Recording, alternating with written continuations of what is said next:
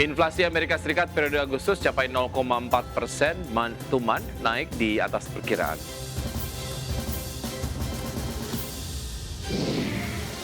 Proyek kemacetan, Gubernur Jakarta Pramono Anung ingin jalur MRT diperpanjang sampai Banten.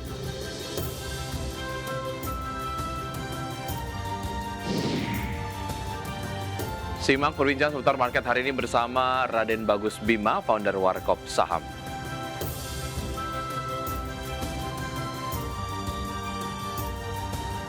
Selamat pagi Ocha. Halo, selamat pagi Wiki, apa kabar? Kabar baik, sambil jalan tadi saya dalam hati bilang amin.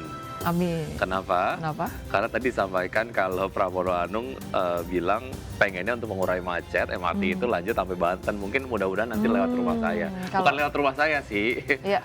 deket rumah saya. Artinya kalau dari Tangerang Iya, Selatan ke Jakarta udah ada MRT, itu saya happy banget. Oh, happy banget Wiki. Jadi semakin semangat ke kantornya. Iya, makin semangat. Iya, Kemudian iya. juga ya mengurangi minat dari masyarakat sendiri untuk menggunakan moda transportasi pribadi begitu ya. Betul. Lebih menggunakan moda transportasi umum. Ya, dan nanti juga akan kita bahas isu tersebut ya. Betul. Semoga saja terkait dengan anggaran dan juga realisasinya betul-betul nyata dan tidak hanya sampai ke Banten, tapi betul-betul diperpanjang juga di area kota Jakartanya sendiri ya. Betul. Pemirsa, selama 60 menit ke depan kami hadir dengan sejumlah informasi menarik seputar ekonomi dan pasar modal. Dan Anda juga bisa menyaksikan kami live streaming di idxchannel.com. Saya Wiki Adrian. Dan saya Rosalyn Cu, pemirsa, inilah Market Pass.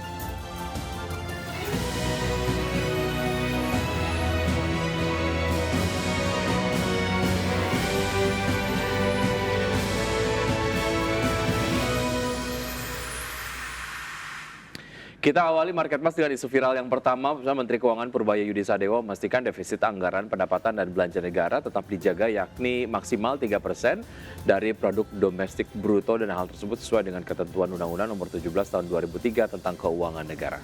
Ia menambahkan pertumbuhan ekonomi Indonesia yang diproyeksikan berada di kisaran 6,5 hingga 6,7% masih dalam batas aman. Lebih lanjut, Purbaya menyampaikan pemerintah berkomitmen untuk mempercepat pelaksanaan program pembangunan yang telah dirancang. Sebab kebijakan yang ada saat ini perlu dioptimalkan agar dampaknya lebih cepat dirasakan masyarakat. Oke, kalau kemarin 5,12% pertumbuhan ekonominya begitu disampaikan oleh BPS. Banyak yang mengkritisi 6,5 sampai dengan 6,7% menurut Menteri Keuangan Purbaya Yudi Sadewo ini masih ada di zona yang masuk akal begitu ya. Baik, kita lihat komentar yang disampaikan oleh followers dari Instagram idxchannel. Komentar berita yang satu ini, pemirsa, ada Ica Detio, loh nggak 10% aja Pak, nanggung katanya gitu. Optimis sekalian gitu ya. Optimis sekalian ya. Berikutnya ada Intan Batubara, masalahnya Pak, gaji nggak naik, cemana mau naik 6% Pak? Oke, karena berasumsi bahwa pertumbuhan ekonomi ditopang mostly oleh konsumsi dalam negeri ya. Berikutnya ada Tuan Muda X Starboy, kalian udah nonton rapat tadi di DPR nggak? Mungkin ini konteksnya waktu kemarin Menteri Keuangan dipanggil ke DPR ya. Betul. Menurut gue sih top lah katanya gitu. Oke, mungkin ada berbagai macam isu yang diadres oleh Menteri Keuangan, terus saya mengadres berbagai macam pertanyaan yang disampaikan oleh anggota DPR pada saat itu, sehingga kemudian mulai meningkatkan keyakinan dari masyarakat sendiri akan program-program dari Kementerian Keuangan yang akan diterapkan ke depan gitu ya. Betul, tapi balik lagi ya terkait dengan realisasi dari angka pertumbuhan ekonomi yang tinggi sekalipun penerapannya sebetulnya dampak akhirnya adalah kesejahteraan masyarakat ya. Masyarakat betul-betul terdampak atau tidak. Kalau memang betul-betul seimbang antara investasi, peningkatan konsumsi dan juga daya beli masyarakat, ya seharusnya memang diiringi dengan kesejahteraan yang lebih baik lagi ya. Betul, tidak hanya kemudian data di kertas saja begitu ya. Masyarakat dapat merasakan dampak dari pertumbuhan ekonomi yang signifikan tadi disampaikan sampai dengan 6,7% masih masuk akal. Baik, kita ke isu viral berikutnya, silakan Ocha. Ya, Menteri Haji dan Umroh pemirsa Muhammad Irfan Yusuf langsung bekerja usai dilantik Presiden Prabowo Subianto. Dirinya dijadwalkan bertolak ke Jeddah, Arab Saudi bersama dengan Danantara untuk melakukan pengecekan lokasi pembangunan kampung haji. Ya, Gus Irfan Sapaan dari Menteri Haji dan Umroh ini menjelaskan bahwa sebelumnya calon lokasi pembangunan kampung haji telah dicek. Dengan demikian ia akan memutuskan mana lokasi yang akan dipilih pada kunjungannya katanya. Baik, kita lihat komentar yang disampaikan oleh followers dari Instagram idxchannel. Komentar berita yang satu ini ada Nuruddin Yusuf.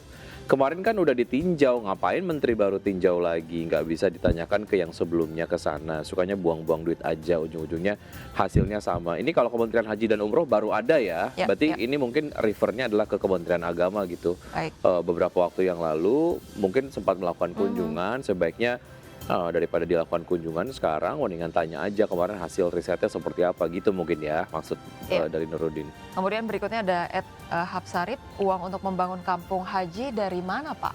Oke, ya itu yang kita juga perlu dalami ya. Ya, Ada Gerindra ROI 12 ya, industri hotel di sana protes nggak ya? Ini kalau nggak salah memang kampung haji ini menghadirkan akomodasi ya, ya, ataupun mungkin fasilitas hotel ataupun penginapan untuk masyarakat Indonesia yang menunaikan ibadah haji ke sana begitu. ya. Kalau dari saya point of view dari pemerintah Arab Saudi sih ya, dengan keberadaan dari kampung haji ini, kalau saya memprioritaskan pertumbuhan dari industri perhotelan yang di sana, Ya. mungkin melihat ini sebagai sebuah apa quote unquote zaman Ya, mungkin ya, ya, ya. karena nanti ya jemaah haji di Indonesia kan memang banyak ya, Betul.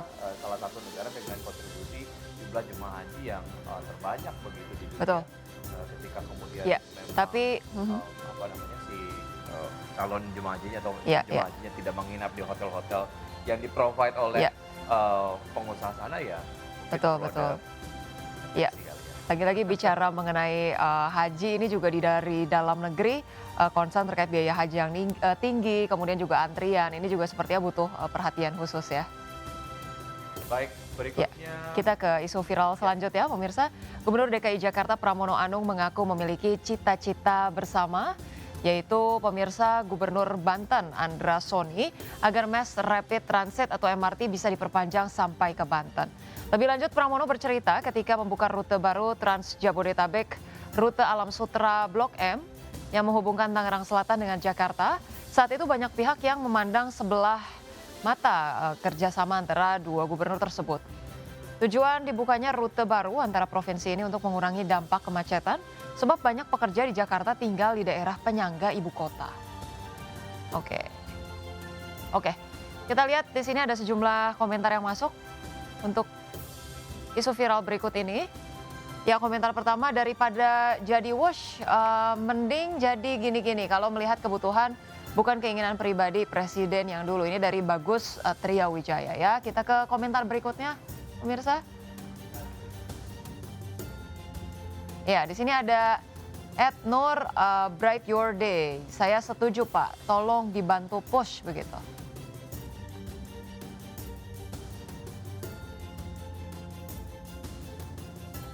Ya, dan selanjutnya pemirsa ada Dwi Putra 90, Bantennya mau nggak Pak? TJ Koridor 13 aja jalan layang, cuma sampai Petukangan, alih-alih sampai Puri Beta atau sampai CBD Ciledug. Alasannya apa? Pemprov Banten nggak mau keluar uang buat bikin jalan layang. Oke, artinya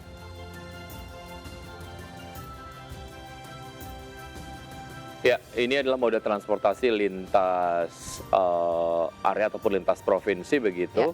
Memang perlu dilakukan kerjasama yang intens dan juga kesamaan visi dan juga misi dari kedua kepala daerah gitu ya. betul. Supaya memang integrasi antara kedua daerah ini dapat berjalan dengan baik. Jangan kemudian dari Jakarta aja yang punya niat serius Ya, begitu, tapi ya. kemudian niat pemerintah Provinsi Banten sendiri tidak terlihat begitu Betul, ya. betul ya. Semoga saja secara anggaran ini juga memang betul-betul memadai, baik dari kedua belah pihak, DKI Jakarta dan juga dari Banten gitu ya.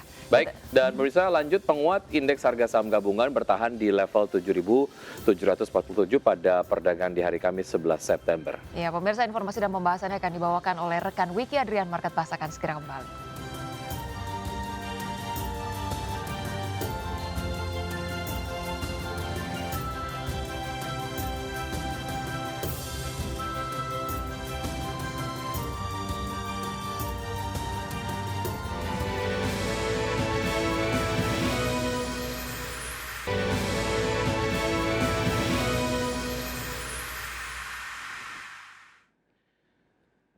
Terima kasih Anda masih bergabung sama kami. Pemirsa, indeks harga saham gabungan atau IHSG masih konsisten menguat meski belum mampu bertahan di level 7.800-an di hari Kamis, dan IHSG ditopang saham perbankan Himbara di tengah Kementerian Keuangan yang akan menarik dana dari Bank Indonesia dan mengembalikannya ke sistem perekonomian.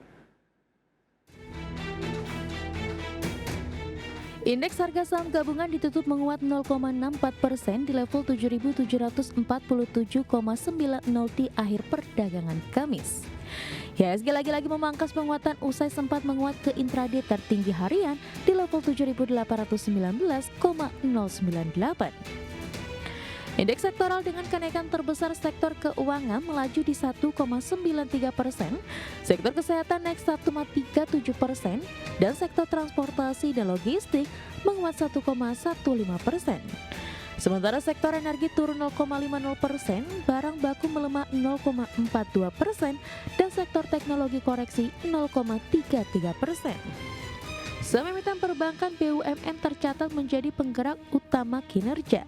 Saham BBRI melesat 5,15% di level Rp4.080 per saham, menjadi penopang gerak menyumbang kenaikan 33 indeks poin. Saham BBNI melesat 7,80% di level Rp4.420 per saham, menyumbang penguatan 11,39 indeks poin. Saham BMRI ditutup menguat 1,82% di level Rp4.480 per saham dengan sumbangsi 7 indeks poin. Kenaikan dan Bank BUMN ini seiring dengan pernyataan Menteri Keuangan Purbaya Yudisadewa terkait menarik dana Rp200 triliun dari Bank Indonesia dan mengembalikannya ke sistem perekonomian. Langkah ini ditempuh untuk mendorong perputaran ekonomi yang lebih cepat. Keputusan tersebut juga telah mendapatkan persetujuan dari Presiden Prabowo Subianto.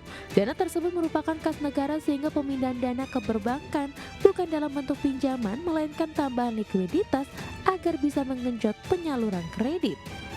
Berbagi sumber, IDX Channel.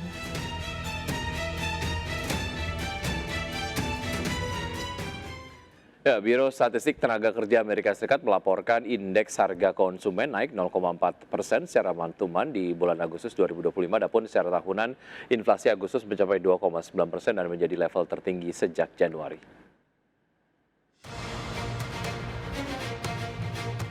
Inflasi Amerika Serikat naik lebih tinggi dari perkiraan pada Agustus 2025. Kenaikan ini diyakini tidak akan menghalangi langkah Federal Reserve untuk menurunkan suku bunga pekan depan. Biro Statistik Tenaga Kerja melaporkan indeks harga konsumen naik 0,4% month to month pada Agustus 2025, naik dari 0,2% pada bulan sebelumnya. Secara tahunan, inflasi Agustus mencapai 2,9%, level tertinggi sejak Januari dan naik dari 2,7% pada Juli. Angka ini sedikit di atas perkiraan ekonom yang memproyeksikan kenaikan 0,3% month to month dan 2,9% secara year on year. Laju inflasi ini memicu kekhawatiran stagflasi menyusul data pasar tenaga kerja yang lesu. Tekanan harga juga diperkirakan semakin besar dalam beberapa bulan mendatang karena perusahaan mulai kehabisan stok pratarif sehingga dampak penuh dari kebijakan tarif impor Presiden Donald Trump mulai terasa. Sementara itu, inflasi inti yang tidak memasukkan harga pangan dan energi tercatat naik 0,3% pada Agustus sama dengan level Juli. Secara tahunan, inflasi inti bertahan di level 3,1%. Berbagi sumber, IDX Channel. Bank Sentral Eropa atau European Central Bank kembali menahan suku bunga acuan di level 2% pada pertemuan di hari Kamis 11 September 2025, seiring dengan tekanan inflasi yang terkendali dan beredanya risiko ekonomi. Investor pun menyimpulkan peluang pemangkasan tambahan sudah tertutup. ECB mempertahankan suku bunga deposito di level 2% sesuai dengan perkiraan. Bank Sentral juga tidak memberikan panduan langkah lanjutan, menegaskan keputusan akan tetap berbasis pada data tiap pertemuan. Presiden ECB Christine Lagarde mengingatkan prospek harga masih lebih tidak pasti dari biasanya akibat kondisi perdagangan global yang fluktuatif. Menurut Lagarde, risiko terhadap pertumbuhan ekonomi kini lebih seimbang dan Lagarde juga kembali menekankan ECB kini berada di posisi yang baik dan menyatakan proses disinflasi telah berakhir. ECB sebelumnya memangkas bunga 8 kali berturut-turut dalam setahun hingga Juli menurunkan level dari puncak 4% ke posisi netral di angka 2%.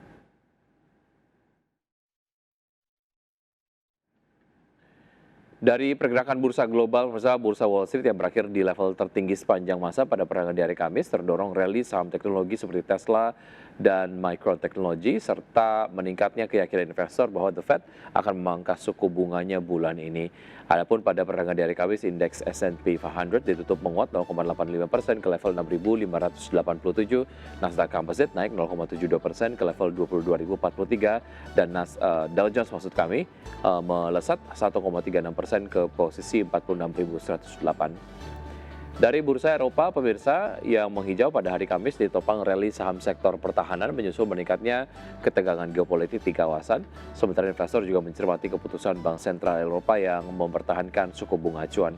Indeks Stoxx 600 ditutup menguat 0,55% ke level 555,33. CAC 40 Prancis ditutup naik 0,8% di level 7.823 meski dihantui oleh ketidakpastian politik dan juga fiskal. Sedangkan DAX Jerman menguat 0,3% di level 23.703.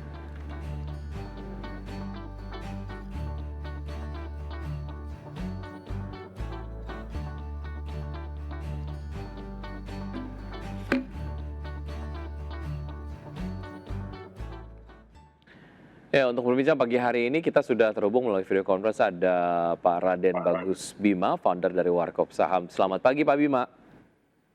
Ya, selamat pagi Mas Wiki. Baik, terima kasih sudah bergabung sama kami Pak Bima, semoga sehat selalu Pak Bima.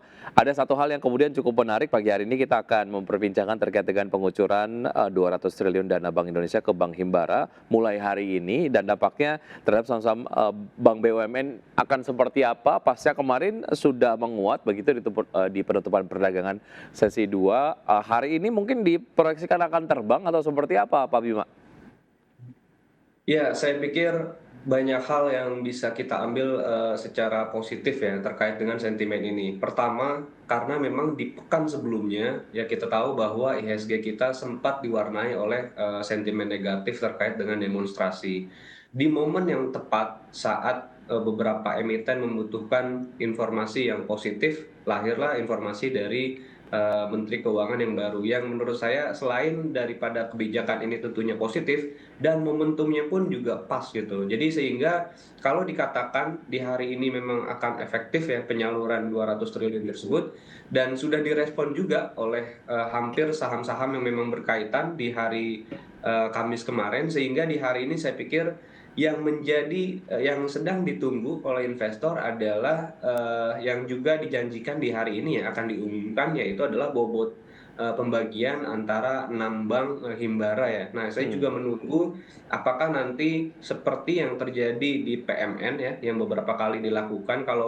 Kalau dari PMN sendiri memang dilihat dari kebutuhan masing-masing emiten yang antara satu dengan yang satu berbeda sesuai dengan kebutuhan. Nah, untuk saat yang ini memang masih dikaji, ya kita tunggu apakah memang berdasarkan dari market cap misalkan, atau memang dari hal lain yang dipertimbangkan, sehingga menurut saya untuk saat ini karena hampir seluruhnya ya emiten-emiten seperti BBRI, Mandiri, BNI, lalu ada BBTN, BRIS ya yang sudah listing di 5 saham ini. Menurut saya untuk investor nanti bisa mencermati emiten-emiten yang memang market cap-nya kecil ya. Kemungkinan besar market cap kecil dengan perolehan dana yang nanti dikucurkan, saya pikir akan memberikan dampak yang cukup signifikan. Jadi untuk investor bisa bersiap dan bisa menanti informasi tersebut agar bisa maksimal nih dalam memilih saham yang bisa berdampak positif terhadap kucuran dana 200 triliun ini. Baik, secara perkiraan begitu kalau kita kemudian meminjam point of view dari pemerintah sendiri, tentu saja bank-bank Himbara punya segmentasinya sendiri, punya market cap-nya sendiri, punya target marketnya sendiri, pertumbuhannya juga kemudian berbeda-beda begitu ya. Kalau kita pinjam point of view dari pemerintah, mana yang akan disuntikan dana yang lebih besar jika dibandingkan dengan yang lain? Menurut Anda indikatornya apa, Pak Bima? Untuk menentukan besaran mana yang kemudian lebih besar dibandingkan dengan Bank Himbara yang lain? Ya, menurut saya kuncinya ada di targetnya, Mas Wiki. Jadi target paling utamanya ini mengejar pertumbuhan ekonomi. Nah, tapi dilihat juga ya supply yang akan terjadi nanti ya dana 200 triliun ini harus tidak boleh dibarengi oleh penguatan dari inflasi itu sendiri. Artinya ketika likuiditas meningkat nanti hasilnya bisa jadi dua. Apakah terjadi inflasi atau justru ini produktif, artinya beralih ke pertumbuhan ekonomi. Nah, untuk agar target yang diinginkan oleh Pak Purbaya, Menteri kita, eh, meningkatkan pertumbuhan ekonomi sehingga sektor real ya seperti yang sudah diharapkan bahwa target dari dana ini penggunaannya untuk di sektor real, sehingga menurut saya ya mungkin kita juga tahu ya perbankan-perbankan yang masuk langsung ke sektor real ya dalam hal ini bisa di BMRI ya di BBRI yang menurut saya bisa secara langsung berdampak seperti yang diharapkan oleh pemerintah kita. Kalau dari perhatian saya sendiri, memang dampak yang paling memiliki kecenderungan paling terbesar memang bisa dari BMRI, termasuk juga BBTN. Tapi konteksnya di sini adalah karena BBTN memang dibanding yang lain pun secara market cap jauh sekali gitu market cap BBTN saat ini. Nah, oleh karena itu sebesar apapun nanti yang diterima oleh BBTN, saya pikir di antara Big Four yang lain ya emiten-emiten bank yang besar, BBTN salah satu yang bisa menjadi upside-nya agak sedikit lebih besar ya, karena memang market cap-nya berbeda dengan yang sebelumnya. Ya, BUMN ada banyak sektor, tapi kemudian mengapa yang dituju adalah sektor keuangan? Sejauh mana ini kemudian dirasa akan memiliki efek dongkrak yang lebih besar lah ya kepada pertumbuhan ekonomi, sehingga sektor ini yang kemudian dituju untuk diguyur 200 triliun ini, Pak Bima? Ya, kalau kita lihat memang semula juga saya berpikir yang sama, karena kita tahu ya, untuk penyaluran kredit saja di semester pertama itu nilainya sebenarnya sudah ada di angka 8.000 triliun dan bertumbuh dibandingkan year on year tahun yang lalu. Artinya kalau ada tambahan 200 triliun berbanding dengan 8.000 triliun, sebenarnya kalau kita lihat itu tidak besar angkanya. Tapi ternyata kan ini bukan merupakan pinjaman ya yang dari pemerintah, tapi ini untuk meningkatkan likuiditas. Nah, disinilah yang sebenarnya cukup menarik karena setelah perbankan nanti menerima siapapun perbankannya, begitu dia menerima dana dan memang wajib disalurkan paling tidak 80% karena ada GWM. Nah, saya pikir 80% ini yang nanti paling tidak kalau memang saat ini kan kebijakan pertama ya, menurut saya akan ada hal-hal yang berkelanjutan karena dari 200 triliun ini memang bisa dibilang kalau ke emitennya sendiri itu punya pertumbuhan kurang lebih 1 sampai dengan 3% untuk saham-saham yang big caps-nya ya, terutama di BBRI, BBNI atau di Mandiri, pertumbuhan dari sisi laba bersihnya. Tapi untuk di emiten-emiten seperti di BBTN misalkan, itu mungkin bisa memacu pertumbuhan 10 sampai 12%. Nah, dari perhitungan sementara yang saya lakukan tersebut, faktor peningkatan laba bersih, artinya kalau kita lihat implementasi dari kebijakan pengeluaran 200 triliun, ternyata bisa berdampak positif terhadap emiten. Kalau emiten berdampak positif, artinya secara variabel-variabel ekonomi artinya ada yang bergerak. Mungkin dari situ kita bisa menilai bahwa ekonomi bisa digerakkan dimulai dari perbankan. Jadi mungkin akan ada lagi sektor lain, tapi mungkin perbankan yang akan memacu ini semua di awal ya. Baik, karena sektor perbankan memiliki efek menular begitu ya ke sektor-sektor yang lain karena ada semacam mandatori penyaluran dari dana yang diguyurkan tersebut dan ini kemudian akan masuk ke beberapa sektor begitu. Oke, seberapa signifikan sebetulnya dampak dari dana ini terhadap kinerja dari second half tahun 2025 untuk perbankan Himbara ini menurut Anda, Pak Bima? Ya, dari perhitungan sementara saya untuk emiten seperti BBRI, BBNI, Mandiri itu bisa menambah pertumbuhan laba bersih ya sampai di akhir tahun ini di level 1 sampai dengan 3%. Sementara untuk di BRIS dan juga di BBTN itu menurut saya bisa 8 sampai dengan 12% pertumbuhan tambahan yang bisa didapat oleh BRIS dan juga BBTN dampak dari penambahan likuiditas ini. Tapi itu semua dengan asumsi kita mesti menunggu berapa besaran nanti yang akan porsi ya yang akan diberikan oleh masing-masing perbankan nanti. Oke, secara proyeksi saham BUMN mana yang paling menarik secara pertumbuhan pasca dilakukan guyuran dana ini, semua kemudian balik lagi ke porsinya berapa-berapa begitu ya? Atau Anda sudah punya proyeksi tersendiri mana yang kemudian nampaknya akan paling menarik nih pertumbuhannya pasca diguyur ini? Ya, menurut saya kalau kita di luar melihat yang big caps ya, kita bisa coba memilih yang BBTN dan juga BRIS karena tentu saja lebih kecil, tapi dari sisi potensial upside bisa berpotensi lebih besar. Sama-sama punya katalis positifnya pun semuanya sama. Yang membedakan nanti memang dari sisi bagaimana mereka bisa menyalurkannya, dan juga anggaplah mereka semua bisa mendapatkan porsi yang sama, saya tetap bisa memilih dan bisa menyarankan untuk BBTN ataupun BRIS yang memiliki market cap lebih kecil sehingga memiliki potensial upside kemungkinan besar lebih besar. Oke, BBTN dan juga BRIS ya, dengan asumsi misalnya dibagi rata begitu ya, tentunya mempertimbangkan berbagai macam indikator-indikator fundamental dari BRIS dan juga BBTN. Baik, lalu bagaimana dengan emiten bank swasta? Apakah di beberapa hari ke depan nggak terlalu menarik menurut Anda? Ya, kalau kita lihat di hari kemarin ya sebagai contoh, di mana emiten-emiten seperti BBRI yang berhasil menguat rata-rata di atas 5%, tapi tidak terjadi di saham BBCA yang kemarin hanya menguat di bawah 1%. Artinya memang selama ada posisi pilihan yang lebih menarik, ya investor fokus dulu nih di emiten-emiten yang memang memiliki katalis positif. Karena saat ini,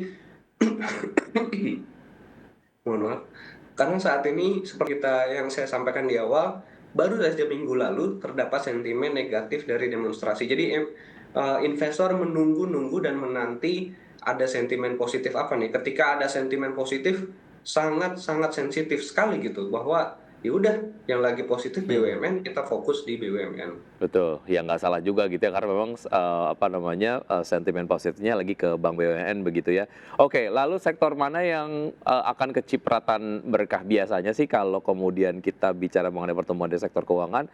Sektor lain yang mungkin akan bertumbuh adalah sektor properti begitu, karena penyaluran kredit di sektor properti juga ini yang akhirnya ditunggu-tunggu begitu ya oleh masyarakat begitu. Apakah demikian atau Anda melihat sektor yang lain, Pak Bima? Nanti kita perlu lihat lebih dalam ya, apakah dana yang memang dikucurkan ini salah satunya ditujukan untuk sektor tersebut, karena memang ada beberapa kriteria ya yang ditentukan kemarin. Tapi kalau memang itu bisa terjadi, memang selain daripada properti pastinya ya, artinya sektor-sektor produktif ini yang memang yang diharapkan ya, seperti perdagangan, ya salah satunya properti atau consumer cyclical, ya ini mungkin beberapa emiten yang akan terdampak. Tapi menurut saya untuk saat ini kita masih perlu melihat sampai 2 atau 3 minggu ke depan ya, bagaimana kebijakan ini, apakah ada pengembangan kebijakan atau memang hanya murni seperti yang saat ini kita ketahui, oke, ada 200 triliun bisa disalurkan segera, dan karena ada pertumbuhan di masing-masing yang seperti tadi saya sampaikan, ada potensi pertumbuhan laba dari masing-masing perbankan, sehingga hal itu akan memicu sektor-sektor lain. Berarti yang paling terdampak ya bisa dari sisi properti, perdagangan, atau dari sisi consumer. Baik, kita tarik sedikit ke point of view dari ekonomi makro, insentif di sektor keuangan, kunci perbaikan pertumbuhan ekonomi atau seperti apa? Sebelum kita jeda, singkat saja Pak Bima. Ya, saya pikir dari kebijakan ini ya tadi yang saya sampaikan ada 2 hal ya. Artinya kalau seandainya, tapi saya pikir ini sudah dipersiapkan ya. Kalau seandainya kebijakan ini tidak dimonitor dengan baik, ini akan berdampak berkebalikan. Artinya yang dikhawatirkan justru terjadi inflasi yang tentunya kita tidak harapkan saat ini, karena memang momen saat ini kita sedang juga ingin menurunkan nilai suku bunga, dan ini menurut saya variabel-variabel yang tentunya akan dipikirkan agar tiap kebijakan ini bisa berpengaruh memang ke arah pertumbuhan ekonomi. Baik, semakin menarik, kita akan lanjutkan usai jeda berikutnya ini. Pak Bima dan pemirsa tetap sama kami akan segera kembali.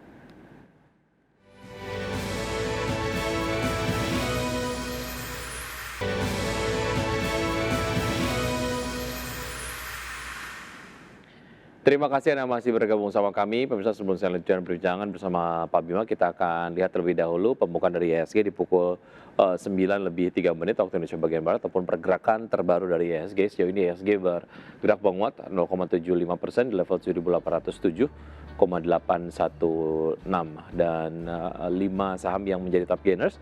Di antaranya adalah ada BBRI, BRPT, Indi, Future, ANTM. Kemudian top losers ada SMIL, OASA, ESA, PACK, dan juga MHKI.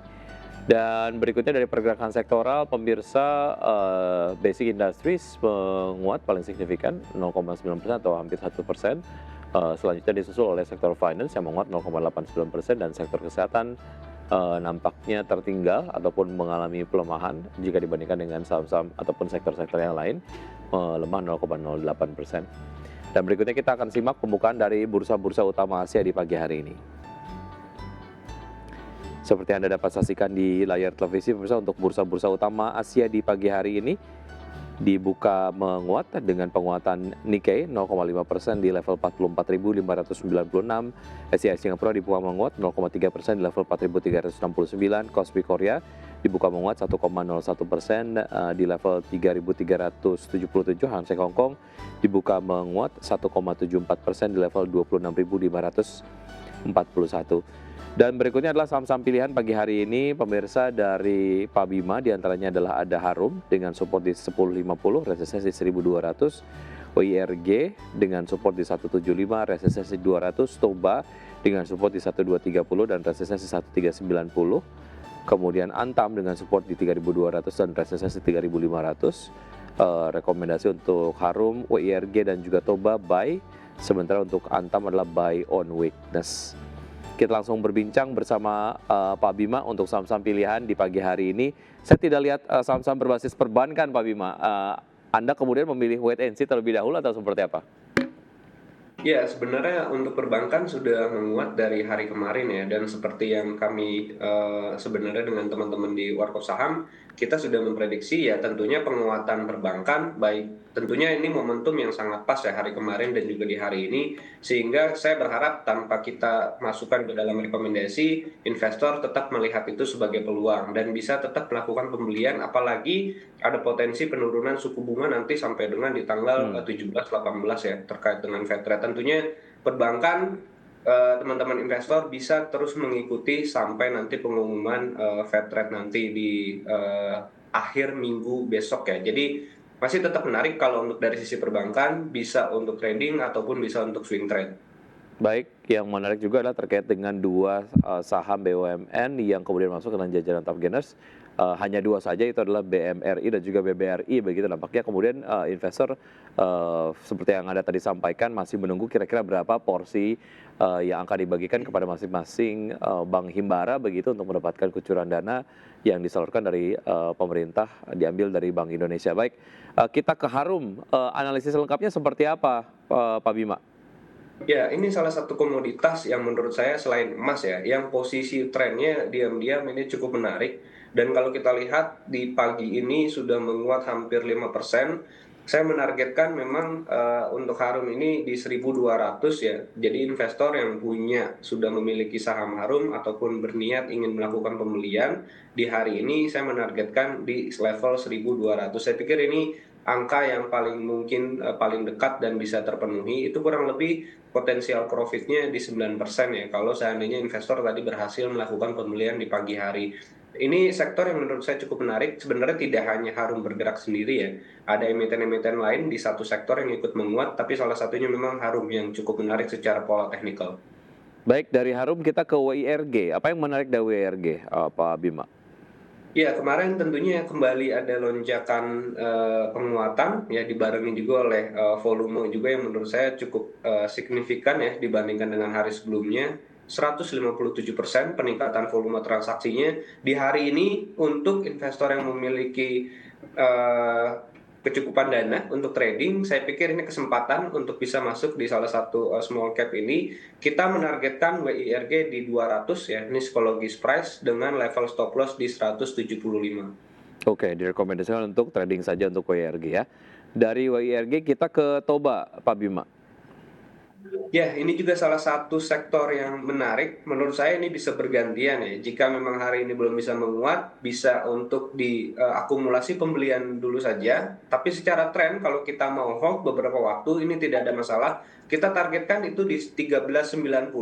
Ini hampir mendekati level tertinggi memang yang dicapai di akhir bulan Agustus kemarin. Masih berpeluang naik ke 13.90 dengan potensial upside 9%. Dan level stop loss 12.30 atau sekitar 3%. Jadi risk rewardnya 9 berbanding 3, ini cukup menarik untuk Toba. Baik, dari Toba kita ke Antam, Pak Bima. Oke, untuk saham Antam Saya menyarankan buy on weakness karena memang ada posisi gap kecil ya di level sekitar 3.280. Kita bisa jadikan sebagai entry point. Kenapa? Karena memang harga gold saat ini yang masih menanjak, tapi kita tidak perlu mengejar secara langsung. Kita bersabar dan kita menunggu sedikit lagi terkoreksi sampai ke level 3280 untuk kita lakukan pembelian. Nanti target penguatannya bisa sampai di level 3.500 dan level stop loss-nya itu di level 3.200 untuk saham Antam. Oke, itu tadi dia saham-saham pilihan yang direkomendasikan pagi hari ini oleh Pak Bima, ada Harum, YRG, Toba, dan juga NTM. Baik, Pak Bima, kita masih kemudian bahas sedikit mengenai target pertumbuhan ataupun optimisme yang disampaikan oleh Menteri Keuangan Purbayudisa Dewa mengenai pertumbuhan ekonomi 6,5 sampai dengan 6,7% masih dalam kisaran yang kemudian wajar, bahkan optimismenya bisa mencapai 7% begitu. Bagaimana Anda melihat ini menjadi satu hal yang possible? Iya, kalau sekarang investor memang jadinya menanti nih, jadi berfokus terhadap kebijakan apa yang akan diambil, apakah kebijakan yang lama akan dirubah, semisal saat ini yang lagi diperhatikan oleh investor, kebijakan yang akan membawa pertumbuhan ekonomi tersebut. Jadi pertumbuhan ekonomi mau meningkat, artinya akan ada yang dirubah. Apakah kebijakan dari penempatan subsidi, atau apakah ada kebijakan terkait dengan penerimaan pajak. Banyak hal sekali yang sedang dinantikan oleh investor, sehingga menurut saya kalau berkaca dari kebijakan pertama ini yang sudah akan berjalan ya untuk saat ini, investor memiliki kesan yang positif dan juga optimis. Apapun yang nanti akan disampaikan atau apapun kebijakan yang akan dibuat, pasti tujuannya untuk pertumbuhan ekonomi. Artinya pastinya nanti akan berdampak positif, dan juga mungkin investor-investor sangat berharap kebijakan-kebijakannya ini yang bersifat secara langsung gitu ya, seperti yang kita tahu saat ini yang mengenai kucuran dana 200 triliun ini kan bentuknya secara langsung, regulasi tidak bertele-tele, tentunya investor sangat menyukai gitu kebijakan-kebijakan seperti ini. Oke, yang menarik juga adalah statement dari Purbayudisa Dewa terkait dengan bagaimana Kementerian Keuangan ataupun pemerintah akan tetap menjaga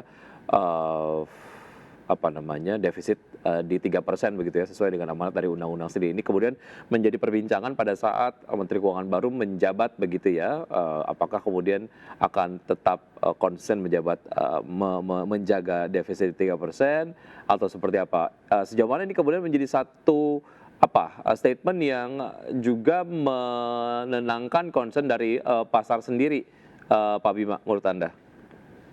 Ya, tentu saja ya. Untuk terkait dengan menjaga PDB kita ini dan harus ada di bawah level 3%, ini memang APBN ya maksudnya. Jadi memang ini posisi yang menurut saya kalau kita lihat ya beberapa literasi dan bacaan dari beberapa berita, memang ini menjadi salah satu faktor yang tujuannya dan juga harapannya bisa menahan ya keinginan investor asing yang semula melihat hal ini menjadi suatu yang negatif ya, peralihan dari kementerian sebelumnya menjadi menteri yang sekarang yang baru.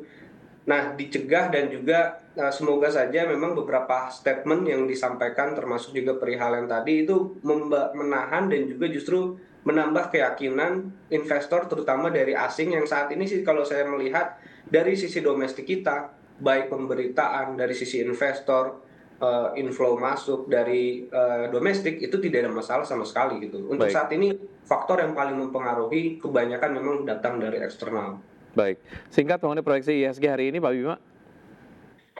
Dari saya IHSG saat ini bisa kembali menguji level tertinggi ya, itu ada di sekitar 8.022. Saya pikir ini hanya selisih sekitar 193 poin ya dari saat ini. Kita lihat sampai di akhir Jumat minggu depan, artinya sampai pengumuman suku bunga nanti, saya pikir ini akan membawa perubahan nih. Jadi kalau memang nanti ternyata ada penurunan suku bunga, walaupun hanya 25 basis poin misalkan, tapi ini menjadi sinyal bahwa beberapa waktu ke depan akan mengalami penurunan kembali, sehingga ini akan mendongkrak pertumbuhan IHSG kita masih dengan target yang tertinggi ya di 8.022 untuk IHSG.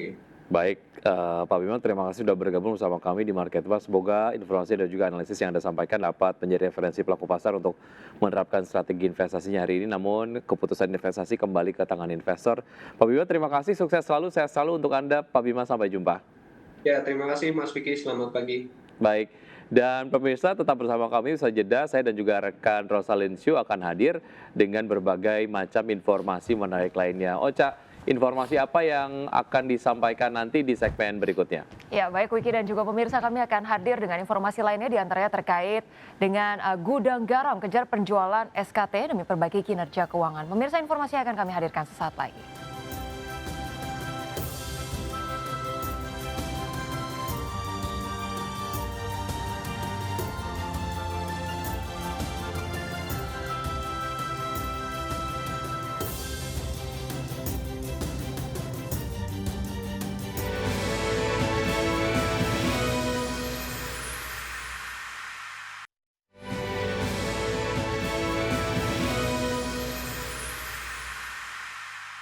Terima kasih Anda masih bergabung sama kami. PT Gudang Garam TBK memberikan atau membeberkan strategi perseroan untuk memperbaiki kinerja keuangan, yakni dengan memperbesar penjualan pada segmen sigaret kretek tangan.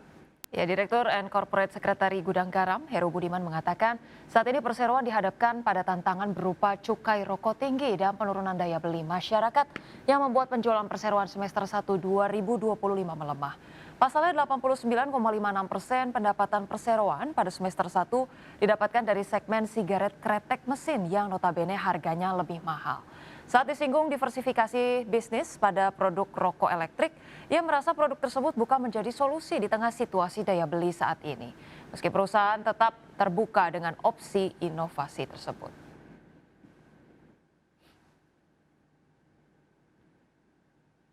Pemirsa, PT Bangun Kosambi Sukses Tbk atau CBDK berupaya mengejar target pendapatan pra-penjualan alias marketing sales tahun 2025 yang sebesar 2 triliun rupiah. Ya, CBDK mengantongi marketing sales sebesar 294 miliar rupiah di semester 1 tahun ini, dan angka itu baru mewakili 15% dari target tahunan CBDK yang sebesar 2 triliun rupiah.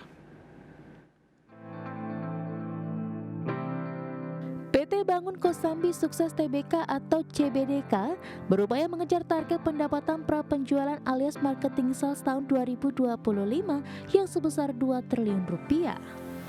CBDK mengantongi marketing sales sebesar 294 miliar rupiah di semester 1 2025. Angka itu baru mewakili 15% dari target tahunan CBDK yang sebesar 2 triliun rupiah. Direktur CBDK Yohanes Edman Budiman mengatakan pihaknya akan melihat kembali pencapaian marketing sales perseroan per kuartal 3 tahun 2025. Hal yang menjadi pertimbangan CBDK itu adalah pemerintah yang akan menggenjot pengeluaran APBN di semester 2 2025 ini sekitar 2.100 triliun rupiah. Harapannya kebijakan pemerintah itu bisa meningkatkan daya beli masyarakat. Selain itu terdapat tren penurunan suku bunga Bank Indonesia yang telah 2 kali turun di tahun 2025 dari 5,5% di awal tahun ini menjadi 5% per Agustus. Penurunan suku bunga BI itu pun diharapkan bisa menunjukkan tren positif terhadap ekonomi nasional.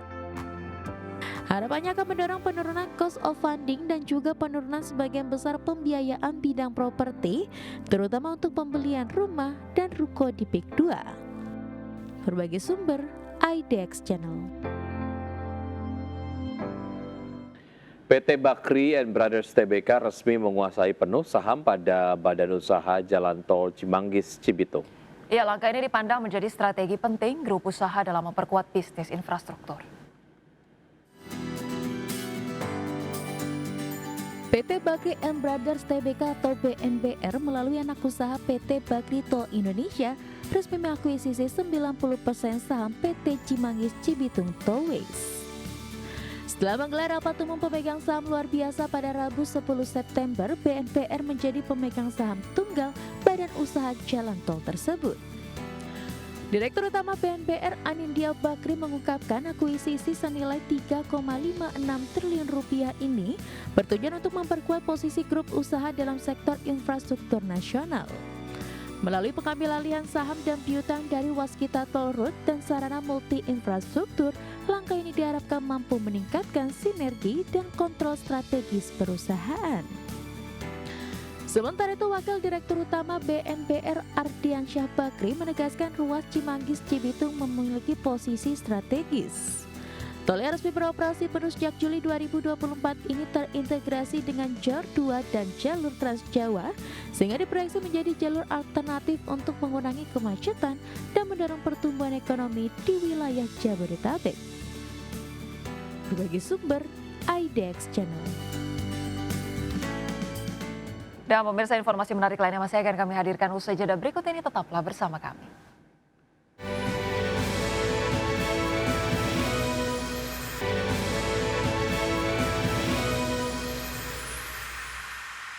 Pemirsa, terima kasih Anda masih bersama kami.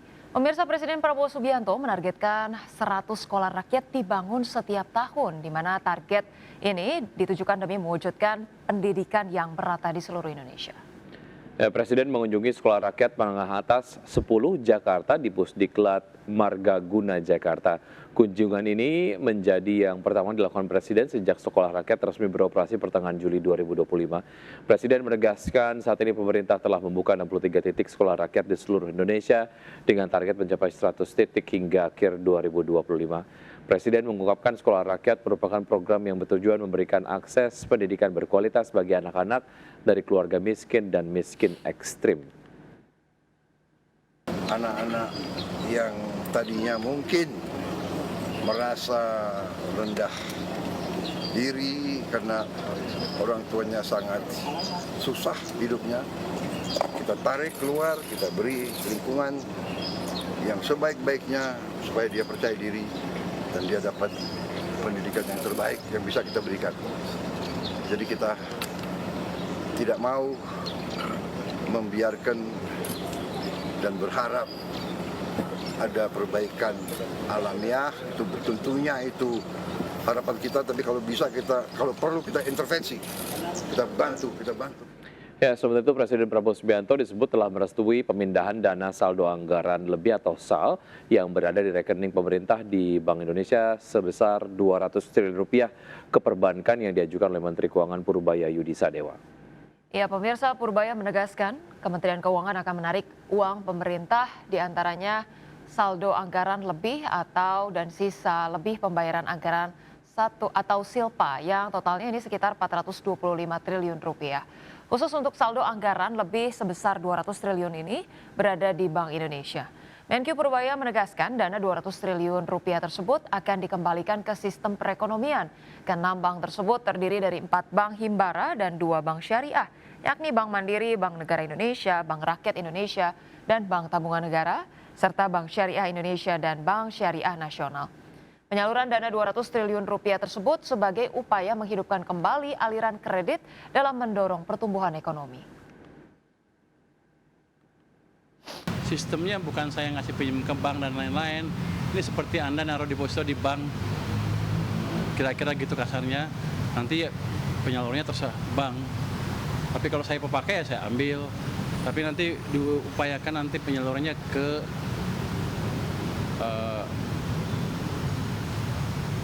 bukan dibelikan sun lagi, atau satu lagi tidak,